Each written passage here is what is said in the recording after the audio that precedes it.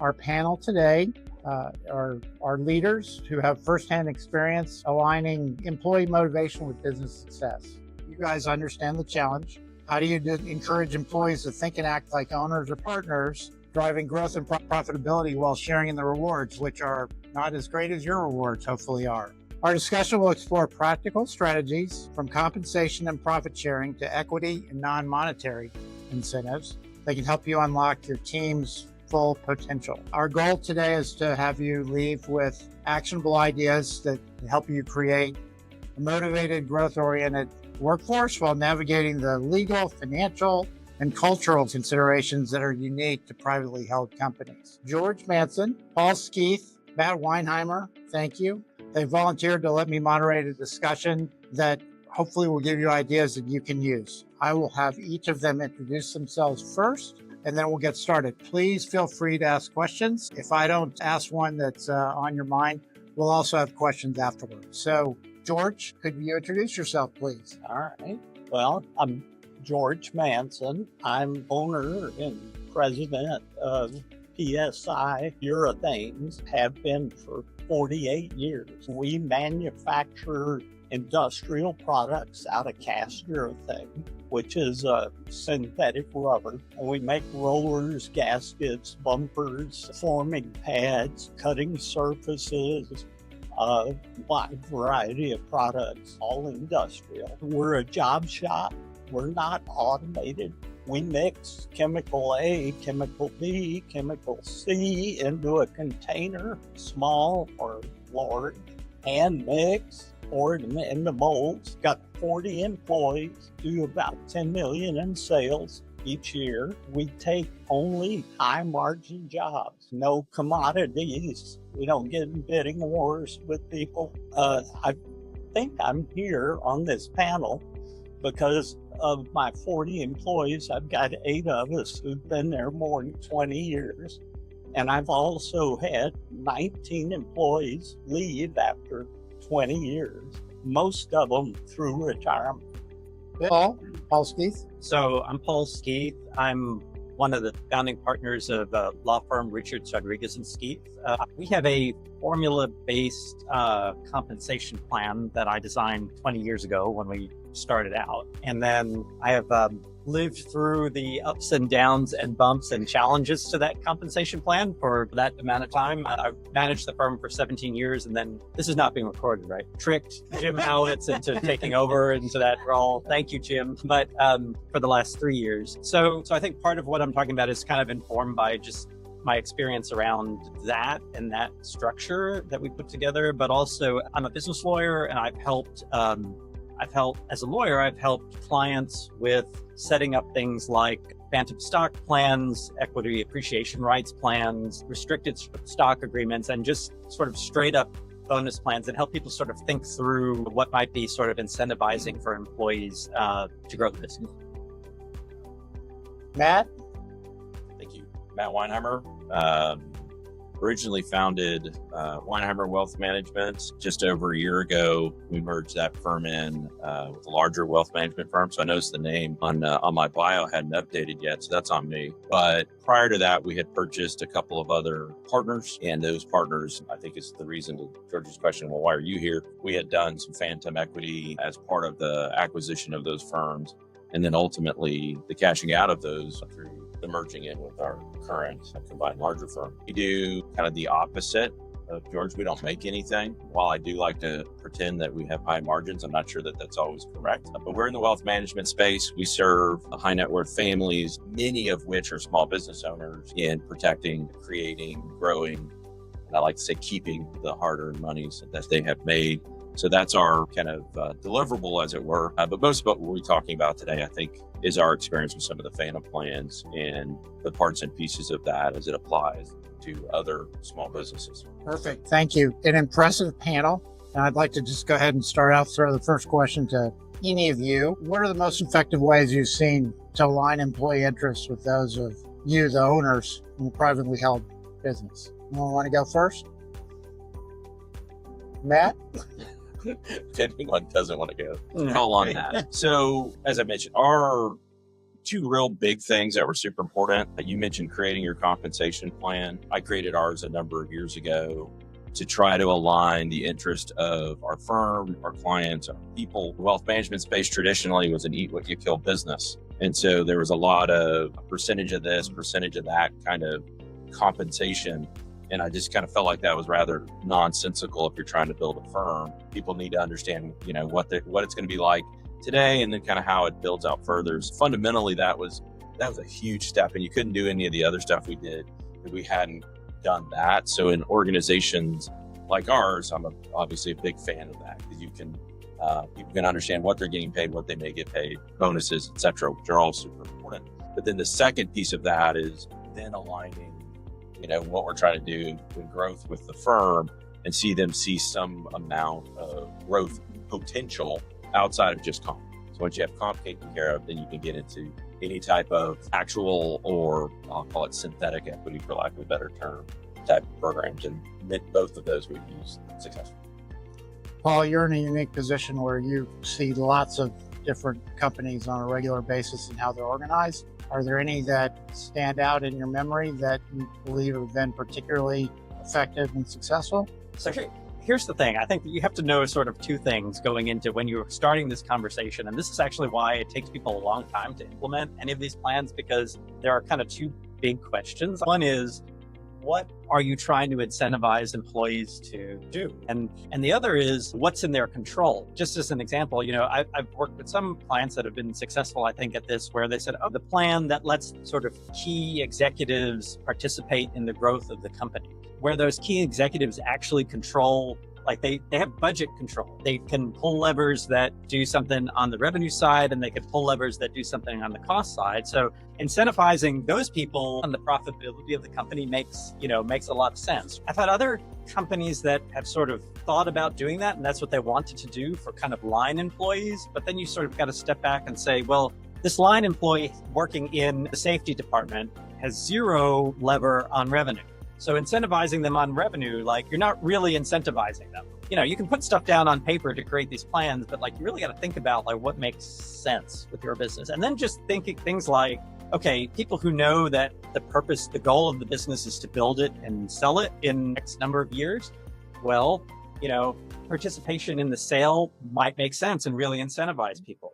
But if you're saying, no, this is a business that I want for 3 generations, and this is going to be a multi-generational business, if you incentivize people on the sale, it's a total mismatch, right? They know they're not going to get it. So start thinking about, well, what do you incentivize them on? So it's sort of a roundabout way. Well, and sometimes helping owners sell the business, it carries certain risk for the employees that are not in an ownership position. Yeah. So they may not be motivated at all. They may be disincentivized. Yeah, and you have to. The hard part is the part, I think, before you talk to the lawyer, accountant, whatever other advisors. I mean, the hard part is, what's your business about? What are you trying to do? What are you trying to incentivize? And you got to be real clear on those answers. I agree with you that what are you trying to accomplish? What is your goal is where everyone should start. Well, we've got you on point. What are some of the legal and tax considerations that you want to consider before you implement some sort of an equity or profit sharing plan for your employees? I think that sort of for some of us who are of a certain generation, there's kind of an overhang in You are old? Yeah, right. Okay. I'm in my 50s, so just to lay it out. I think that there was a time in Austin in Central Texas where everybody was saying, I want stock options. There was a whole culture around stock options that had untethered from the reality of what stock options are. People just said, I want options. And so often people come in and say to me, can we do an option plan or something like that? What that means is somebody has the right to buy shares of a company when the company's getting sold. But they're a total pain in the butt, because you got to go and get annual valuations of the company to do it and all of this stuff. And then at the end of the day, if they buy in right before the company is sold, they're not getting the benefit of long-term capital gains anyway. So we have that discussion. And then it looks like, well, do you want to actually give them ownership that's restricted, that if they quit, you can buy it back? You can drag them along if you're going to sell the company, all of that. Sometimes it's motivational to have actual equity. So this is sort of a psychological thing. But when you go to sell, if you've got an actual owner, even if you've got the right to drag them along, buyers don't like buying fights. And so if there's a buyer and there's some problem, it's something you got to work through. And so the last thing we wind up talking about often is phantom equity, and it doesn't have to be with a corporation. It could be of any type of entity, but basically the idea of you're really creating a fancy bonus plan for the employees that say, all right, the company was worth this when you came in. It's worth this when it got sold. You get, some piece of the difference between those two. But to get to the question, does the employee have a preferential tax rate, long-term capital gains in the sale of an equity? The answer is usually no in the option. It's usually no in the phantom plan. There's usually like ordinary income, like you would get in the bonus. On the company side, the question is, if you're paying out on a phantom plan that's a fancy bonus plan, you get that deduction as the company. Where if you're buying out the equity, you're generally not. When I was last managing a bunch of people in a company, it happened to be a public company. And one of the things that we used as a rule of thumb that we had learned over the years is that some of our employees weren't motivated in any way, shape, or form by options or equity. Particularly in our case, we had concluded that our sales force was typically not very excited about something where they have an opportunity to make money far in the future. They were much more coin operated. And, when you put the money in the slot, you wanted the can to come out of the dispenser. I think it probably makes sense for me to ask George a couple questions. George's been on my tab board for 10 years. He's been on other tab boards for much longer than that. But I've learned a lot about the PSI profit sharing plan, how well that's worked over the years. And you've counseled a lot of members on our board as to how that might work. So I'd like you to describe that to us. And particularly, I want to understand how you feel about how you ensure transparency and trust when you're discussing company performance with all levels of your workforce. We have a profit sharing plan. We refer to it as bonuses, not profit sharing. First of all, the ownership is myself and originally my two brothers. My older brother's daughter now has his share. Nobody's getting a piece of our company, and we're not doing any kind of stock options or anything like that. But we do have a company purpose written and posted in the break room that is employee-based. It says PSI exists to offer its employees challenging opportunities for personal growth, financial gain, and job satisfaction. I just say this because it has a lot to do with how we set up our profit sharing program. Secondly, the way we see our company is analogous to a sports team. It's not my company, and everybody needs to get in line and do what I want them to do. It's more conceptualized as, say, a football offense. Everybody's got a job to do. They're different jobs. But if one person doesn't get his job done, and other people have trouble getting their job done. So the goal is to make my production people concerned about the sales department, my quality control people to be concerned about production, on and on. So it's a team concept. So to help with this, what we do is we pay, I've got 5 salaried employees who report to me: sales manager, marketing, operations manager, administration, and R&D. Those people are on a bonus program that pays every 6 months. The rest of the employees, who are all hourly, get a bonus monthly based on the previous month's profit. In calculating this bonus, there is no subjective component. It's a percentage of your base pay, and it's strictly based on profit. So it's the same for everybody. So if production's going gangbusters, but sales isn't bringing in anything, it affects everybody. When we started out, it was a small bonus. And as people began to get into the concept, they pushed. I had a cap on it. And first of all, there's a level below which no bonus is paid, no profit. It started out as a reasonable return to the stockholders, kind of a minimal. Anything past minimal, we give a portion to everybody. And once this caught fire, they started pushing, and we got to a point to where they got pretty good at anticipating when they max. And so they start saving for next month. So we took the cap off and they went right through it. Average over the last several years for hourly employees is about 2.25 days pay every month. That's only because the return to the investors is really high. For salaried employees, every 6 months, we openly tell them we are basically making you a phantom owner. And their base salary is set just slightly below cost and comparable.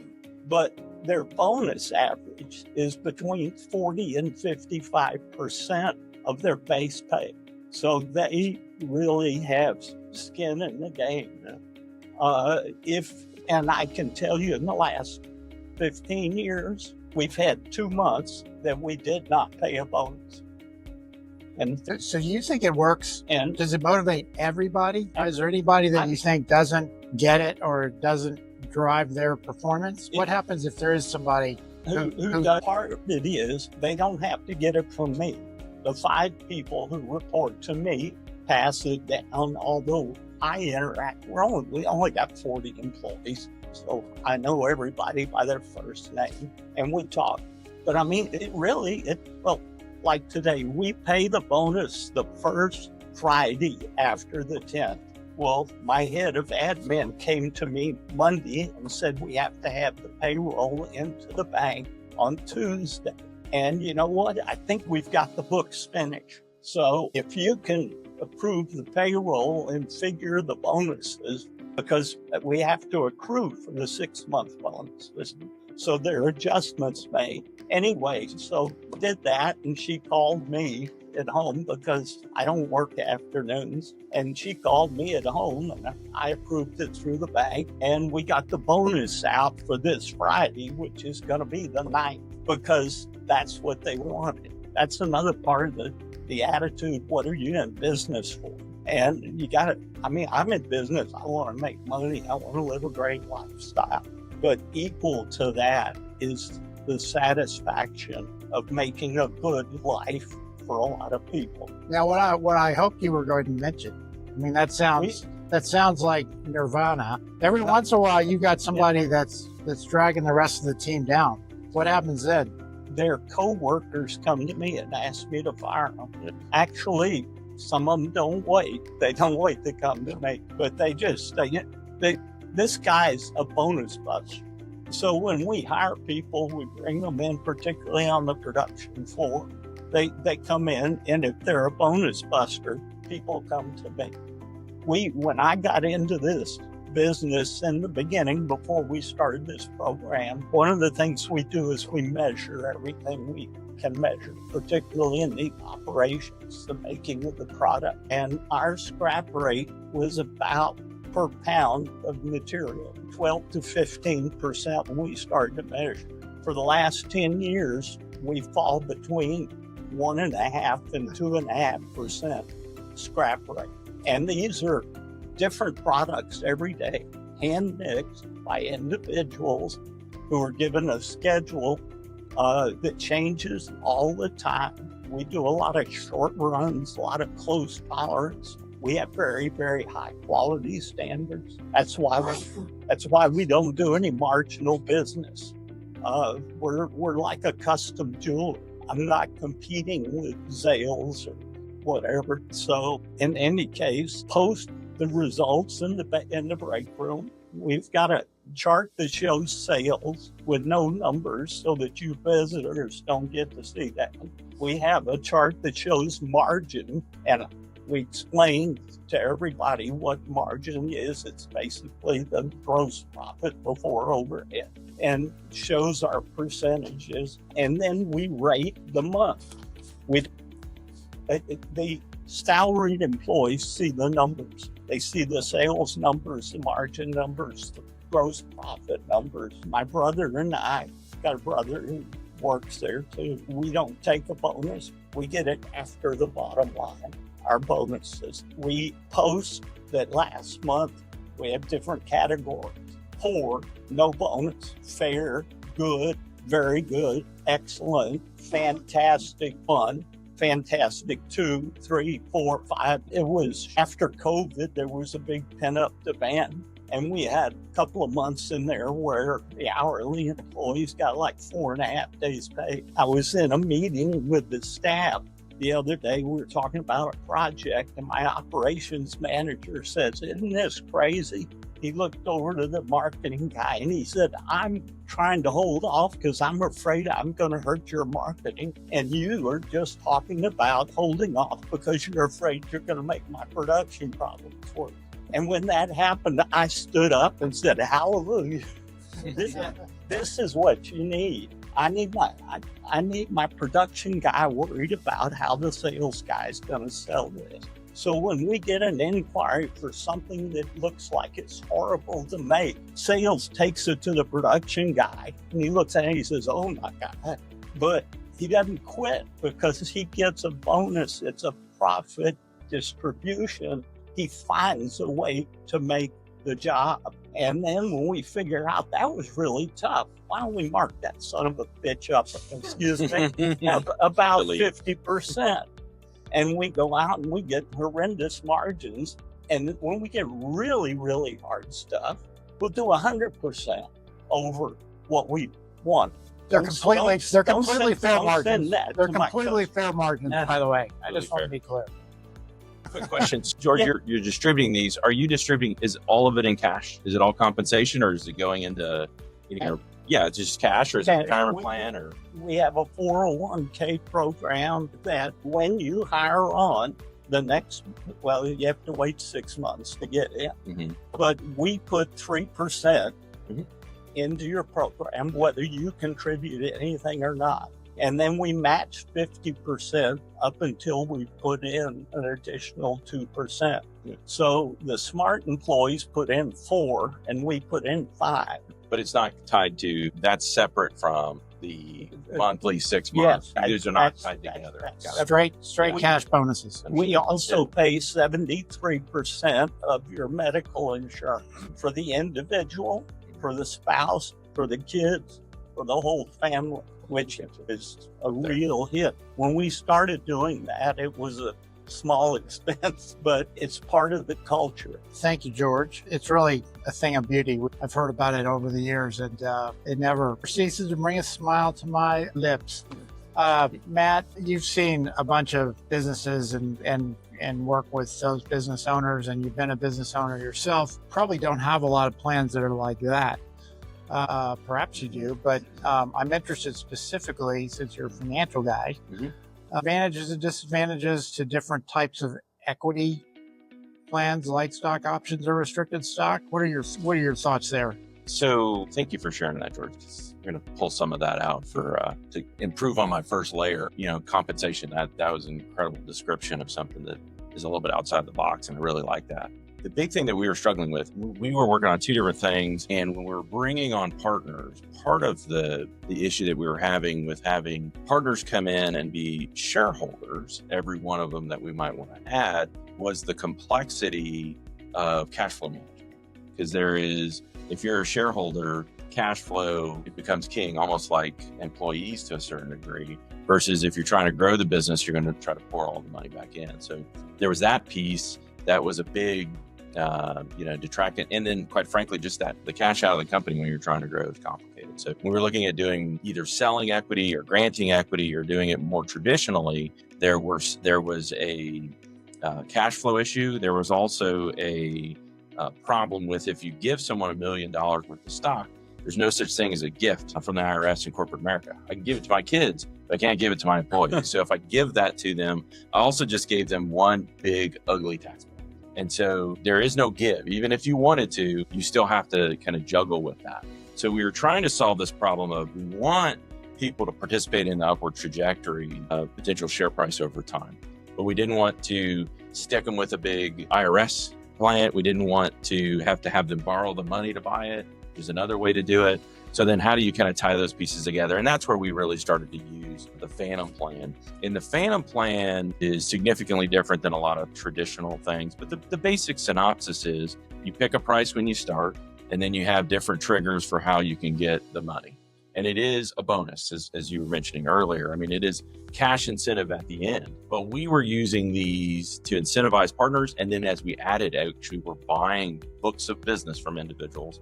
Everybody wants a piece of the action, but nobody wants to pay for it. So how do you kind of create that? And that's where the synthetic or phantom stock idea started to work itself in. And we've used it more for partners coming in who aren't going to become technical shareholders in the company, but they were going to get an upside kicker if either we brought in an outside investor or we merged with another company or whatever the case may be. And so we did several of those. And the reason why I say we've kind of been full cycle, because we issued several of those plans to several different partners. And then when we merged, that sets the price for the company, which unless you go do a valuation every year, you don't do that. And quite frankly, I can go get a valuation to say what I want it to say. I mean, if I want a valuation for estate planning purposes, I want somebody to give me a low valuation. If I want market, I want a high valuation. It's all the different interests. And so this is real. Like when dollars are changing hand, that's market value. It's kind of hard to argue. And so we gave phantom equity to several people. When we did our merger, that equity actually struck. Meaning one of our strikes was if there is an external investor that sets the price and they have the option to either convert equity or to take the check. The benefit to us, me specifically in the company, when they took the check, I mean, that was regular income to them and a big fat deduction for me. So that was kind of nice. It's way better than a lot of other ways that you can do this, in my opinion. But that kept those people very much attentive to what we were trying to accomplish as a group. And, they had a very vested interest in sticking around and helping us grow, as opposed to leaving and becoming a problem for us. And so that was kind of where it kind of came from, and kind of there's probably a few other kind of technical, kind of taxi kind of things that were part of that decision. But I was just looking for something that you don't have to share all your books and records, and you don't have to, the rights of a phantom shareholder are not the same as an equity shareholder. And if I can give them the same upside without all that stuff, and sometimes more information makes conversations a lot more difficult. I mean, there's just a lot of things that we're managing as business owners that then to turn around and try to explain it, and then explain it, and then explain it, and then explain it. It takes 4 or 5 people. That's not a big ownership group.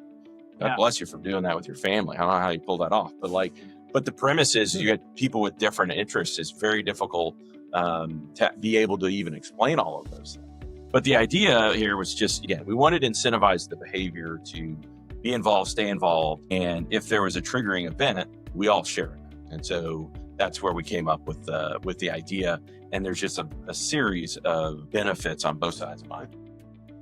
And that strikes me as also effective and about as different as George's company's plan as it could possibly be, other than the fact that you've figured out a way to align their interests with yours. Are there things that have changed recently that impact types of choices that people might consider, either tax or employment laws, or implications for future sale of the business that are worth throwing out on the table? I would say that when I start this conversation, what I have in my head is some sort of equity plan, right? A phantom plan of some sort, for the exact reasons that we're talking about, because that means tax deduction for the business. It does mean ordinary income for the employee. I would say that 99% of employees don't care about that. If they're getting a check, they're happy about it, whether it's ordinary income or, especially the 2 comma kind. Well, right. You're super happy about it, right? And there's usually somebody, it's usually the CFO. CFO says, wait, I could get a 15%, long-term capital gain. And so I want that. Right? And you can have the whole conversation about, well, look, if you had an option plan, if you don't exercise, you're really not going to get that, and blah, blah, blah, blah, right? You could go through that whole thing. Or if you're dealing with the one person, you could say, well, how about I give you a little bit more points on the plan? Like, why don't I top this up a little bit, and then you just take ordinary income? And They almost always say okay. Because I think some of the changes are not necessarily big, dramatic legal changes, but the rights of shareholders and partners and members and the, duties that the people who control companies have to minority shareholders is always a little bit concerning. And the truth is you can fix all of this across options, equity, phantom. You can fix it so that there are very little rights to minority shareholders, so people who own a small piece of the company. However, you really got to do it right, and it can be sort of cumbersome. The kind of number of agreements and stuff you have to have in place and the disclosures and sort of all of that. And sometimes you're even thinking about, do I do a Texas entity? Do I do a Delaware entity because I can waive more rights in Delaware? So you start paying money to lawyers and accountants kind of road with trying to fix. I thought that was a rabbit hole. That's right. Yes. But where you're starting out on the phantom plans is these people started out as employees. They're still employees. There's no obligation to them as owners. Like there's none of that legal superstructure about obligations for information or to act in their best interests, for owners. And so I think as time goes on, it becomes safer for companies to go the phantom equity route. And I think that also, there are people in this room who know more about this than me, but I think that buyers also, acquirers of the company, they see phantom plans, and then it's just a matter of, well, okay, how much is this check, and make sure you pay it off. And that was our experience. Yeah. When the lawyers start tearing you apart in due diligence, the phantom plan was very simple. Yeah. And they could understand it quickly, and it was not their problem. You're right. That's the best way to say it. It's not the buyer's problem. So we're running out of time. I'm sure we could do this for 2 or 3 hours. I promised at the beginning, beyond straight financial incentives, what kind of non-monetary perks or recognition programs have you guys seen that work, or is it all set with cash? Your workplace, the least, I want to say the most fun, but the least work-oriented that you possibly can. Make it a happy place for your employees to come to. If I walk into an area and the people are sitting there and they're bullshitting and laughing, I join in and then I leave. We are not real efficient. We are incredibly effective. If people don't dread getting in their car and coming to work, they're going to perform a whole lot better.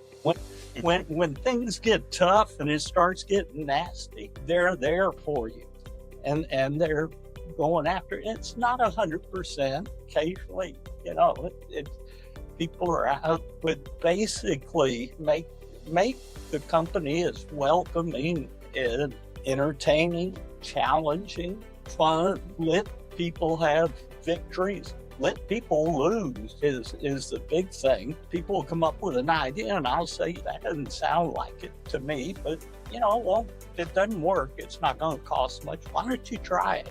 Go do it. And they do it, and it energizes them, and they want to do it again. And we also put a big value on balance between home life and work. Nobody works more than 40 hours a week. And if they do, I start getting pissed. Excuse me. Yeah, this is a habit I've got. But no, I've had people come to work and say, oh, I'm going to do this. No, you're not. If your kid's in a school play, you go to the damn school play. And the dividends will come back to you. I got a question in the audience. Mike? For your hourly employees, because they're hourly. I've got several of my own hourly employees. The saying around our office, I need more hours. We don't always have the amount of work to get them to 40 hours. You obviously have plenty of constant work. They're hitting their 40. Is that accurate? Yes. In fact, in our production, when they come in, because this is another aspect, we hire somebody. We say, what hours would you like to work? When would you like to come in the morning, and when would you leave? Because they come in, they pick up a folder, and it has a list of what they're supposed to accomplish. And some people say, I've got traffic problems. I want to come in at 6:30, and I want to leave at 3:30 or whatever. I don't want to take a lunch. okay, you don't have to take a lunch. We also, once people have been with us for a little bit and we see they fit in and they're workers, we ask them, what do you want to do? What job do you see around here you'd rather do than what you're doing right now? When you've only got 40 people and you got a variety of jobs, you need backups and you need flexibility. We pay 40 hours. If they want to clock out, and the production people are on the clock, the office people sign off on hours. But if they want to clock out early, certainly they can do it. We try and stay staffed so that if we get real busy, we do have overtime and everybody gets a chance. But if things slow down, they get 40 hours. And we just went through a period first part of this year. January was really slow. And we had a lot of people standing around. You know, we paid 40 hours. We don't send anybody. So that at the beginning of your answer, you went to the flexible work arrangements, which I wasn't expecting from the manufacturing guy. For Matt and Paul, work from home, can't do that in manufacturing typically. Other types of flexible arrangements, how important do you think those are versus monetary incentives in terms of keeping people aligned with your objectives? George was saying what I heard is culture. You establish your firm's culture. So if you're a family-friendly place, I tell people we're hiring. I have 2 children. Before they were in college, I was at sports things 4 to 7 to 12 nights a week. I mean, everyone has their life. And like when we brought on our newest employee, and she has 2 young kids, she's mom, she's a single mom. It's like, this is important to us that you're at your kids' stuff. You also have to, we all have to balance this. And as adults, we're going to expect you to do that. But we're going to respect it. And you just tell us when you're going to be gone. And hey, you got to be gone from 2 to 4 and you're here till 6 as a result of that. No big deal. It's really no big deal. And that's just a cultural thing. And do you have issues sometimes when people don't respect? I've never had any trouble with that. It has self-managed itself. So I don't have a story where I can tell you how to step in because somebody left every day at 2 for Pop Warner and never came back. It doesn't happen. I feel like people are not taking advantage of that. People are gone, zipping and zagging all the time. I got this, I got that. It's just like, hey, just let, if you've got a core team of people you're working with, just let them know. You're not going to get here till 9:30, just let them know. But if you have a meeting set at 8:30, you better really let them. And you better call them in the morning and say, hey, I got this thing with the kid. I'm not going to be there. But it's just respecting it. And that's a cultural thing. And that's, if you say family first and they got a recital, well, they should be at the recital. That's all there's to it. And if they say they skipped it because they were working on something, then to your point, then I'm not real happy about that. It's just important. You get one run through. Mine are really tall now, so I'm really starting to really, see the point of that. It's like, look, you're going to coach sports. I'd like to add one short thing. This wasn't a great brain thing that I came up with. It's back in the days when Michael Dell started building his little company here in town. Mm-hmm. And you couldn't hire anybody because everybody wanted to go buy computers and you couldn't get anybody. But Dell worked you to death, told you what to do, and when you burned out, they threw you out the door.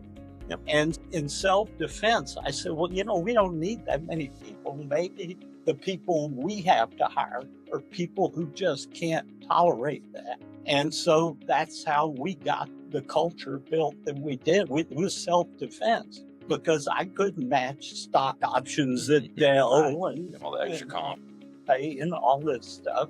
I said, what we're going to do is we're going to take people and just make this a non-painful place to work and hopefully even challenging and fun at times. And so that's how the culture got started. And of course, the people who stay are the ones who fit that culture, and the ones who don't fit that culture go on. Paul, anything to add to that? I know that in the law firm, sometimes you're helping people build structures and grow and sell their businesses, but sometimes people call up and say, I've got this real problem with something that's happening at my company. What's your sense of the flexible work arrangements and other types of incentives and how that has either helped or caused challenges for your clients or the law firm? Yeah, I'll talk about both. So just my COVID happened. We went home for however long we went home for. Lawyers are not real on the bleeding edge of tech. I don't know if you've noticed this, but they're not the first out there. So all of a sudden we had to. And so it forced us to be able to do Zoom meetings and Teams meetings and all that stuff. And so we learned how to do it.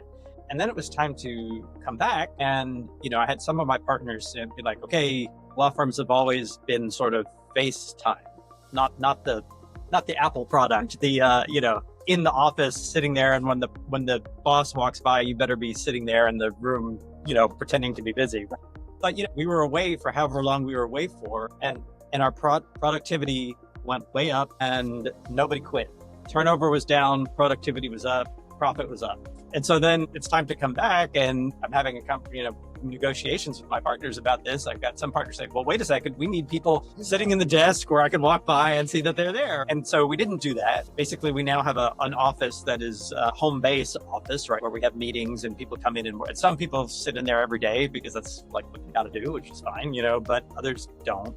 But I can absolutely tell you that we have recruited talent for sure from law firms around the state that they were told that they have to be in there and sit in there every day and show their face. And they're like, nope, not for me. And so I think we've gotten people, we sort of have a low base, high kind of bonus plan too. But those people are really coming to us, I think, around stuff like that more than the dollars. Oh, and I think of your business, you're a service provider, you billable out. Storage, manufacturing. My business, if we have the work, I have the money coming in to pay my hourly employees. If we're dead, I have no money coming in to pay my employees. I'm a blue collar employer. You might say, as a manufacturer, you got several. It's just very intriguing to hear that your business as a manufacturer is steady enough to keep everybody there 40 hours. When COVID hit, I ran an analysis for the last 6 months. How many hours did George have? How many hours did Paul? How many hours did he have? Hell, they've been living on 45, 32, 48, and we guaranteed them not 48, but 40, and we found one company to do. But in the first quarter with us being down, it has been tough. Just seeing the hours. No, our margins have dropped some. We're operating at the very good level in our bonuses. I can tell you that originally our minimum spot where the bonuses started was based on kind of minimum distribution to stockholders. But then it got so easy because they pushed it so high. That bar is a lot higher now. I can make really good money without paying all that much in bonuses, but we still do. And in the production area, we measure accountability. We measure everything. I know each employee's scrap rate. I know each employee's hours worked. I know each employee's sellable hours produced. Daily, weekly, monthly, quarterly, annual. These all work out in the salary reviews or compensation reviews, which I do. The supervisor comes to me and tells me the story. Together we pick the number. I think it also has to do with, just dealing with some clients. How important is paying out the money to make sure people have 40 hours a week so they don't leave? Like or another way, the negative way to say it is how easy is it to replace the person? On more to train recruiting parts than it does to give it. Bingo. Essentially out of time. I can take maybe one question. I've talked about all your comments early on was what you're trying to incentivize and one of the two things. So we talked a lot about equity and other things that sort of pay out after working again of some kind or another, or shared kind of an ongoing. I'm interested in sort of a middle ground thought process around maybe like, hey, we want to do this in 3 years to do this, and it's not about there being some kind of equity event in 3 or 4 years. It's just about, we think this person adds value, and we see that if we can hold on to them for 2 or 3 or 4 more years, that the impact they're going to have, we're willing to pay out something. Is that as simple as just creating a bonus program that just says, hey, on this pay you this if you're here, or are there other tricks or other ideas that make that more effective or more tax advantageous, more anything other than simply saying, 3 years you're here, and maybe you've done this, and this, I'm going to pay you this amount of money? Is it that easier for something more to it? Well, it's that simple, and I think it's that hard because it's like, what is it? Like, what's the formula? I've got one client who they're an equity fund owned client now, and so what happens is they have a phantom equity plan, and so they recapitalize the company with debt every couple of years. They look at the valuation of when the employee entered and when they exited, right? And then that's when the employee gets paid. But to hold on to them, they say, okay, this is a pretty big number. And so what happens is you're guaranteed the number as long as you're there, but then it gets paid out over time, over a couple of years. In other words, the payout on the equity plan has another piece of it, which is you also have to stay around after you get paid. Well, and here's the secret. The secret is synthetic equity, blah, blah, blah. It's only a cash bonus. All we're talking about is a cash bonus plan. Trigger is not an equity event. Right. Here's the one takeaway. A lot of times I get people coming to me and saying, hey, I want an equity plan because I think it's going to help my business. And they really have no idea what they want to incentivize. So the homework is, your business. I don't know your business. So you're thinking about what is it? Do you want to incentivize longevity or seniority? Do you want to incentivize for an exit? Do you want to incentivize for profit share as you go? The great news about these plans is whatever you can imagine, you can put in there. You can create all of those three things in one.